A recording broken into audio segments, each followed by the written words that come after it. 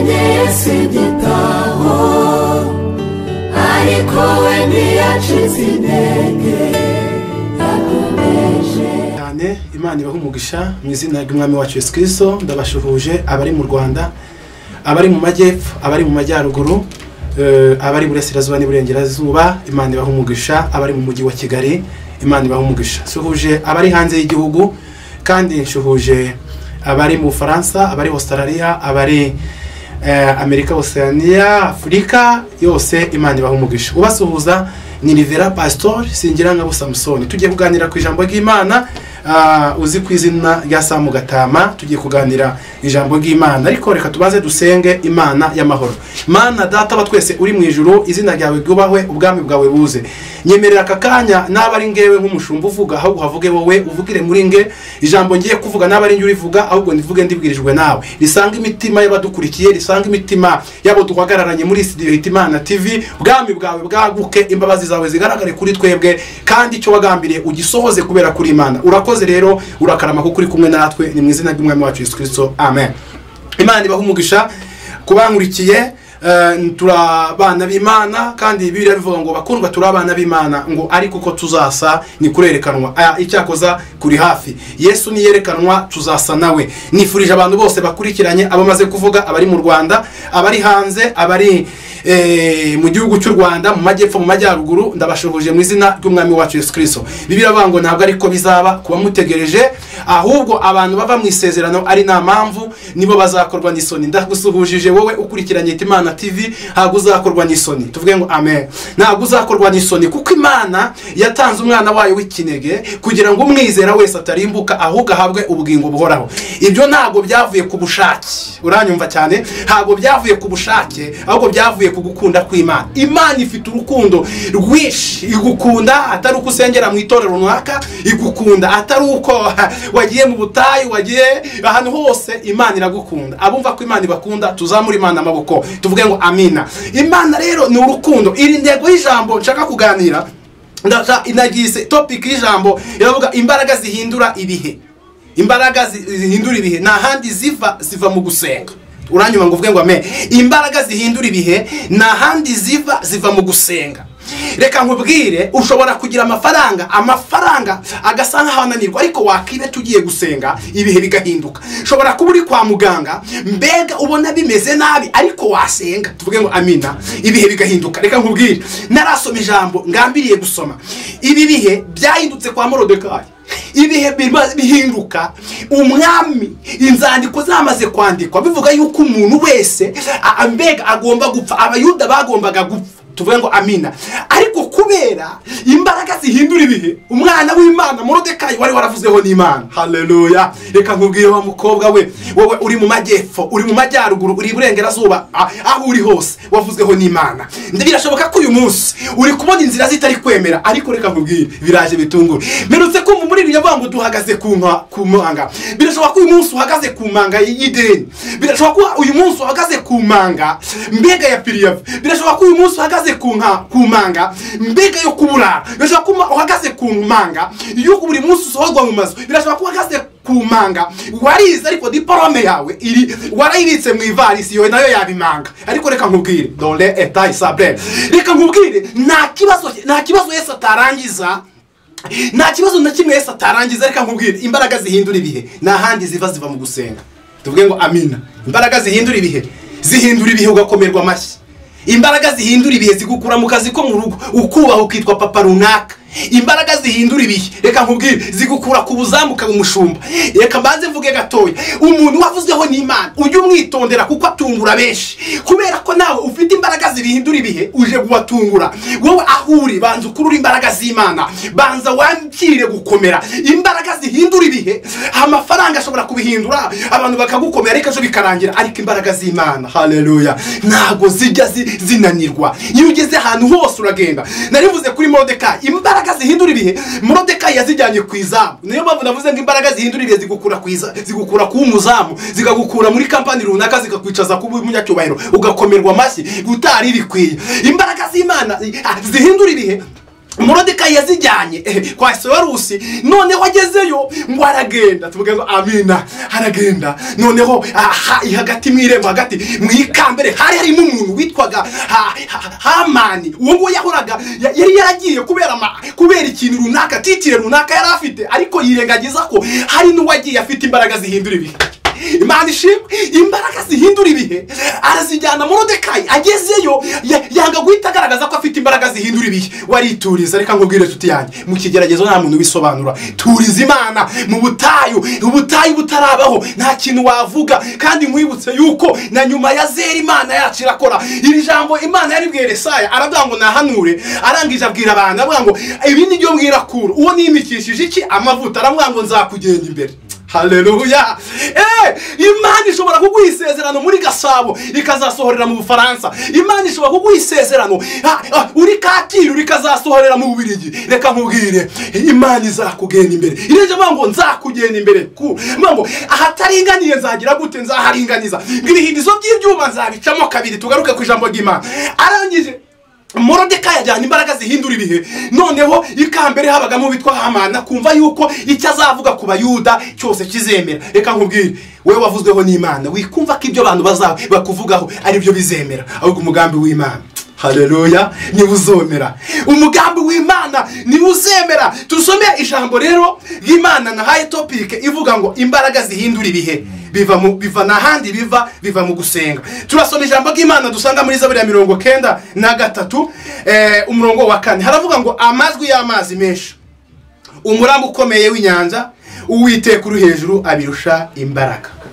Naho ngaho ndi busome, ndashaka kuvuga Uwiteka uri hejuru, ndashaka kuvuga Uwiteka uguha imbaraga akagushoboza. Uyu mugabo witwa Dawidi ni wanditse kino gitabo, urabizi aho yavutse nuko byagenze. Yavuganye n'Imana, avugana n'Imana bisa naho abona ko abantu babonaga yuko bitazashoboka. Twibukiranye bajya kwimika kwa Bayisari, byabaye ngombwa ko karakana katari gafite agaciro, ariko kari gafite imbaraga zihindura ibihe. Imana nireba nk'abantu kandi nagikora nkabo. Nono akana karagenda kibera mu ishyamba, kitoza gafata imbaraga zihindura ibihe. Abandi uko bari kujya kwiga ko kakajya kagenda karirimba kivuga ngo kuko Umwami Yesu ankunda ndamahoro. Haleluya. Kakavango no mu byago nzaririmba.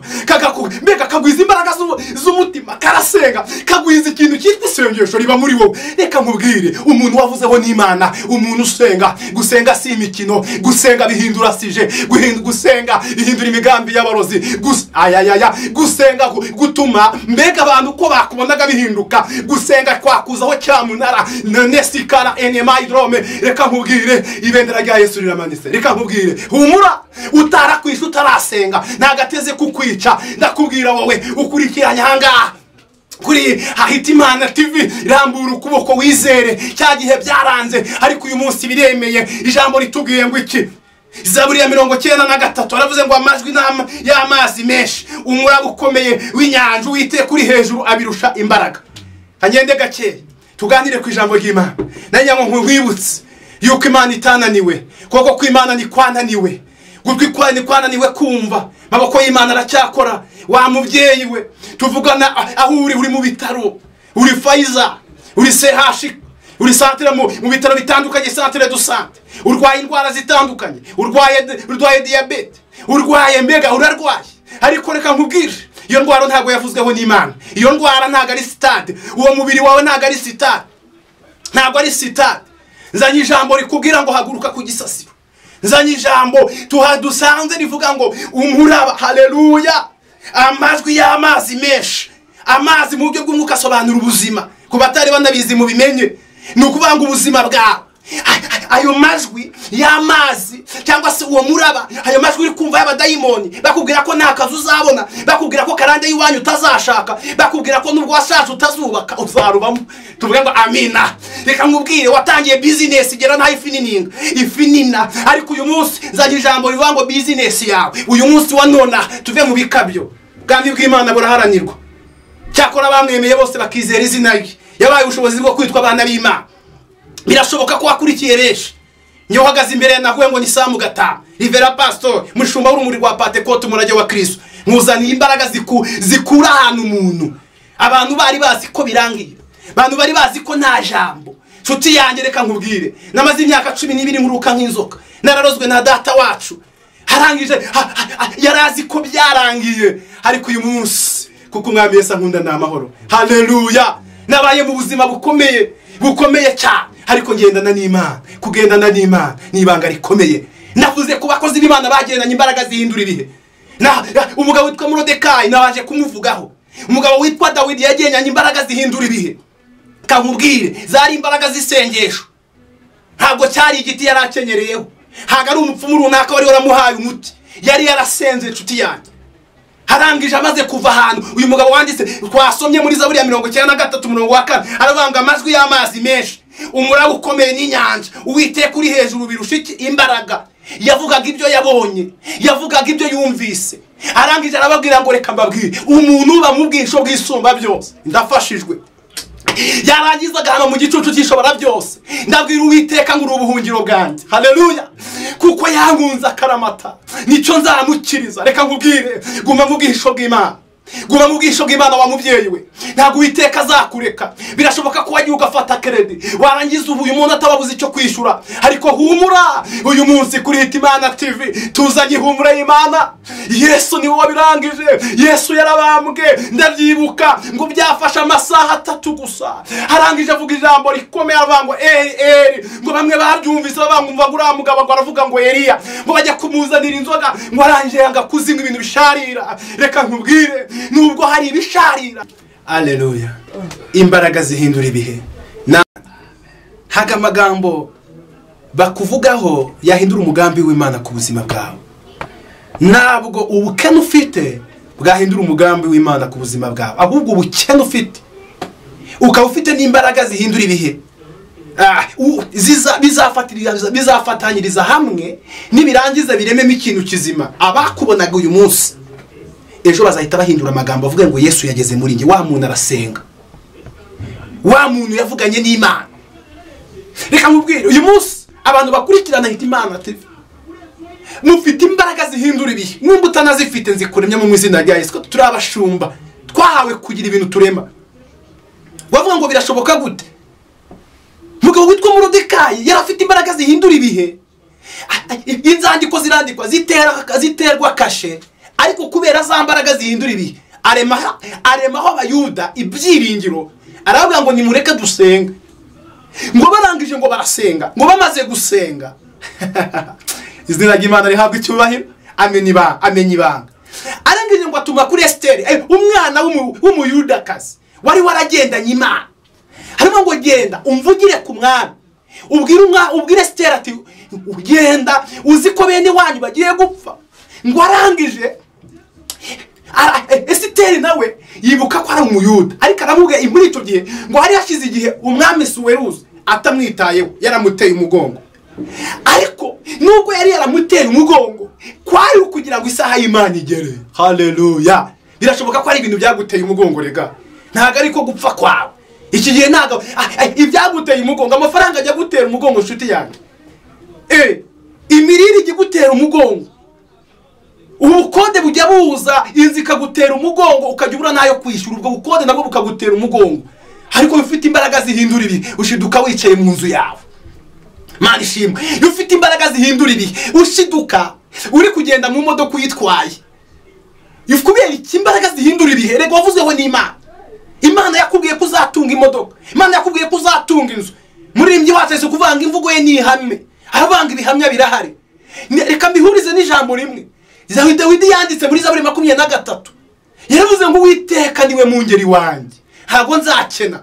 Ngo aryamisha mu cyanya cy'ubwatsi bubisi. Havuga ijambo rikomera ngo naho nanyura mu gikombe cy'igicucu cy'urufura, ngo sinzigera ninyikiri cyose. Harabanga ishyimbo yanjye n'inkoni yanjye, ngo nibyo bimpumuriza. Reka nkubwire nshuti yanjye, ntabwo wabonye tonto guhumuriza, ntabwo wabonye ako, ntabwo wabonye nyoko wanyu, ntabonye so wanyu uguhumuriza. Nta muntu wabonye uguhumuriza. Ariko ijambo muri Yesaya 40:1 haravuga ngo nimuhumuriza abantu banjye, haleluya. Uno muhanuzi witwa Yesaya siwe nashatse kuvuga. Haravuga ngo nimuhumuriza abantu banjye, mubabwire ibyururutse imitima, mubabwire ko intambara za Yerusalemu zirangiye. hanyuma ndumva hari ibirangiye. Imana ishimwe igabanya umusonga. Kakubwire wowe nkurikiye, igabanya umusonga nitaragusubiza. Higeze mba mu buzima nkora akazi nabuze icyerekezo, akazi ko mu rugo ndangije ndagakora, bamemba 7,000. Mugabo nyiruruga w'umudamu akavuga ngo please, nkagira ngo ari kunyita mudi please, kubera ubuzima bwari bwaracanze, nafite icyerekezo. Ariko uyu munsi wa none ndi umugabo, mfite madamu n'abana 2, nicaye mu nzu yanjye kubera imbaraga zihindura ibihe. Hago nari nzi ko byashoboka.